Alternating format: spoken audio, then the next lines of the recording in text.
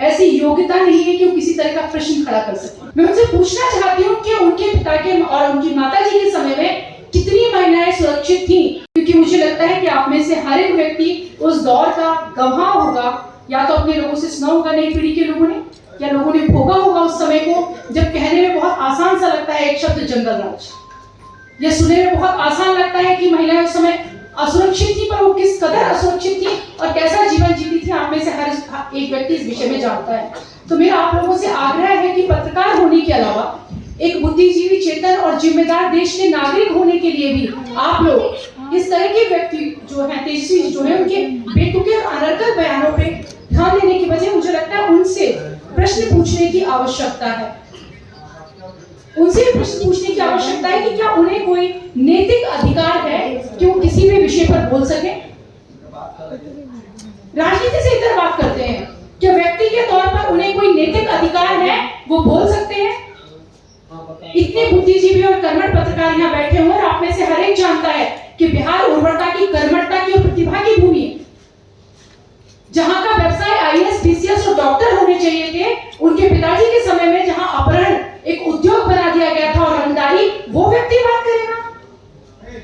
मैं उनसे पूछना चाहती हूँ कि उनके पिता के और उनकी माताजी के समय में कितनी महिलाएं सुरक्षित थी। वो महिला सुरक्षा की बात करते हैं जिनके समय में एक आईएएस की पत्नी आज जो दलित वोट मांगने का ढोंग करते हैं और शोषितों के साथ खड़े होने का स्वांग रचते हैं, मैं पूछना चाहती हूँ जिसके समय में एक दलित आईएएस की पत्नी, उस पत्नी की मां, उसकी भतीजी और उनकी नौकरानियां सालों साल शोषण का, शारीरिक शोषण का शिकार होती रही। मैं आईएएस शब्द का इस्तेमाल कर रही हूँ, जो बनना बिहार के लोगों का सपना होता है, देश के युवा का सपना होता है। और जब एक व्यक्ति आईएएस बनता है तो गांव जौहार का और पीढ़ियों का नाम रोशन होता है। और वो व्यक्ति कितना असहाय रहा होगा,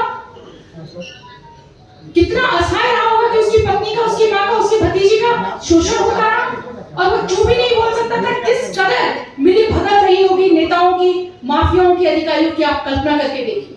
आप सिर्फ उस जगह पे खुद को खड़े करके देखिए। मेरी महिला मित्रों, मैं आपसे कहना चाहती हूँ, विषय राजनीति का नहीं है। हम अटल जी के कार्यकर्ता हैं। भारतीय जनता पार्टी के लिए सरकारें रहे ना रहे, ये राष्ट्र, ये समाज और व्यक्तित्व रहना चाहिए। उस विषय पे हम बात करना चाहते हैं। क्या बिहार के युवाओं को एक ऐसा व्यक्ति मंजूर है कि हमारी बहनों को, आप पत्रकार हैं, व्यक्ति मंजूर है जिसके समय में आईएएस की पत्नी सुरक्षित ना हो? तो आपके और मेरा तो कोई विषय ही नहीं हो सकता। कितने सारे विधायक थे जिनकी हत्या कर दी गई। और समाज में हर चीज एक उदाहरण होती है। जब आरजेडी परास्त होती है, जब लालू परिवार परास्त होता है, तो वो प्रतीक है वैसे व्यक्तियों के जो समाज को बांटते हैं। और ऐसे बांटने और तोड़ने वाले लोगों को परास्त होना ही चाहिए, समाज के निर्माण के लिए और राष्ट्र के निर्माण के लिए।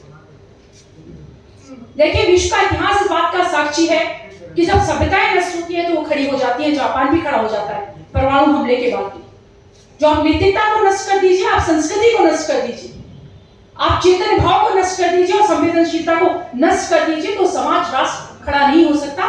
तो बिहार में भी वही एक खून इन्होंने लगा दिया है। वो फिर आएंगे।